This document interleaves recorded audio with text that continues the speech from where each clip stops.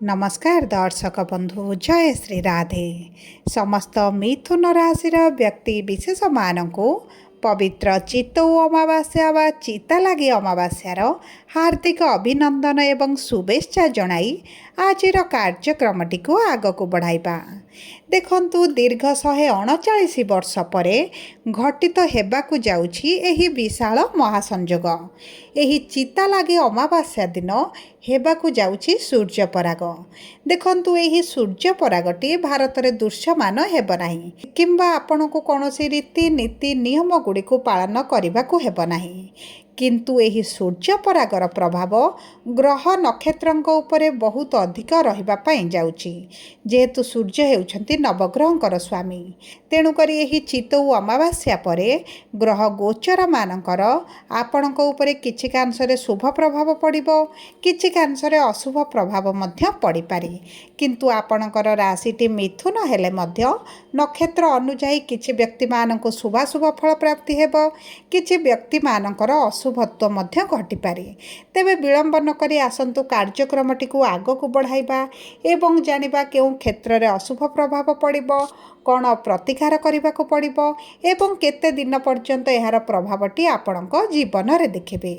किंतु भिडियोटी आरंभ करने पूर्वरु जदि आपणकर भी मिथुन राशि होइथाए एवं आपण भी ईश्वर को आंतरिक भक्ति एवं विश्वास करती तेबे भिडियोटी को लाइक करंतु।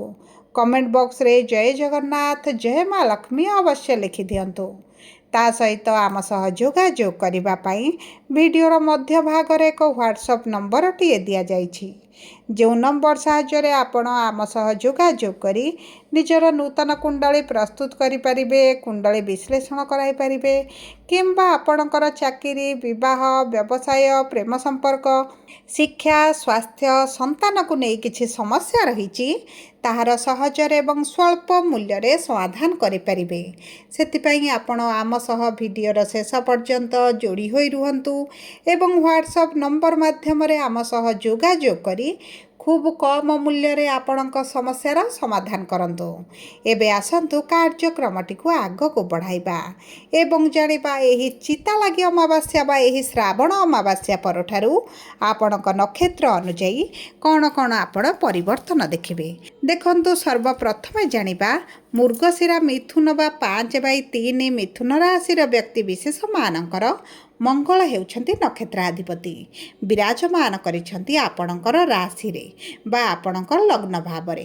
देखंतु एही अगस्त मासरे मंगल आपणकर केंद्र को गोचर करी आपणक रोग प्रतिरोधक शक्ति को वृद्धि करिवे।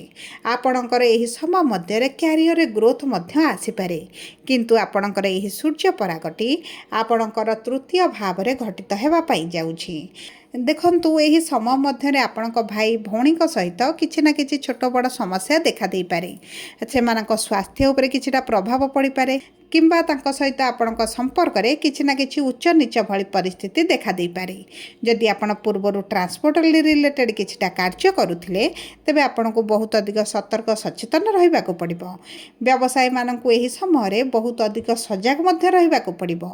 जदि आपण आईटी सेक्टर एआई फील्ड रे कार्यरत अछंती तेबे चाकरी क्षेत्र में किछि ना किछि समस्या आपण देखि पारंती। सेति प्रति आपनको बहुत अधिक सावधान रहिबाको पड़िबो, जगिबाको पड़िबो, निज कर्म को नेकी बहुत अधिक सीरियस मध्य रहिबाको पड़िबो।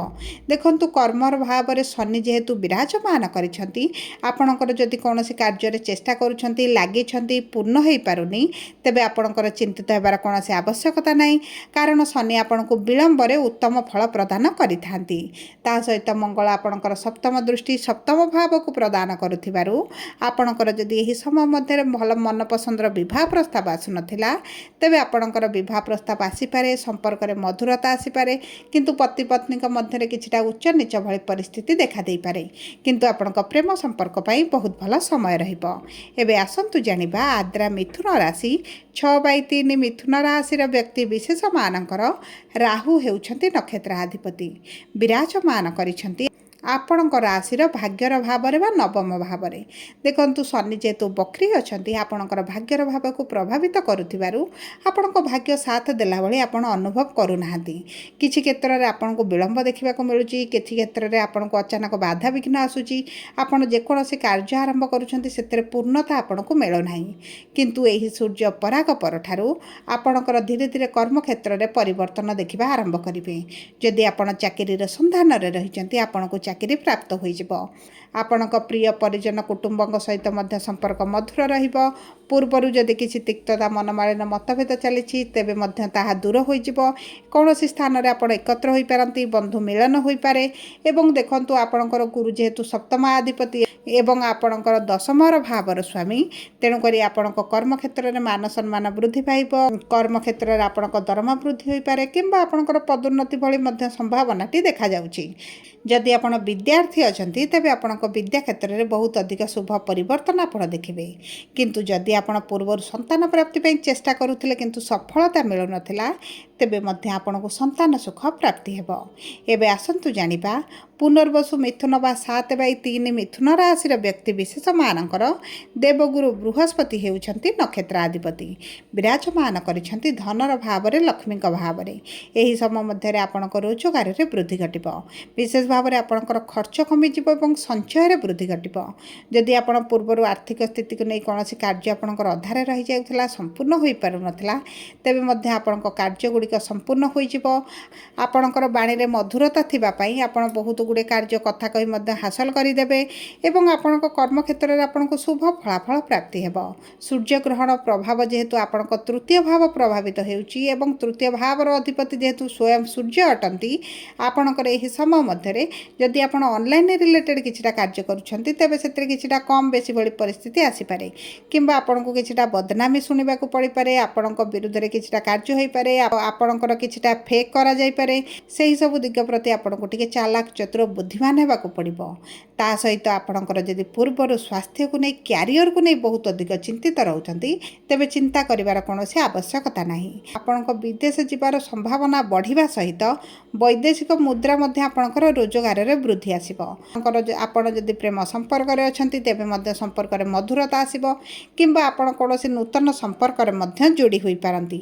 ଏବଂ ଦେଖନ୍ତୁ ପଞ୍ଚମ ଭାବର ଅଧିପତି ଯେହେତୁ ଶୁକ୍ର ସ୍ୱୟଂ ଅଟନ୍ତି ଏବଂ ପଞ୍ଚମ ଭାବରେ ବିରାଜମାନ କରିଛନ୍ତି, ସନ୍ତାନ ପ୍ରାପ୍ତି ପାଇଁ ମଧ୍ୟ ଆଗାମୀ ସମୟରେ ଆପଣଙ୍କ ପାଇଁ ବହୁତ ଅଧିକ ଶୁଭଦାୟକ ରହିବ।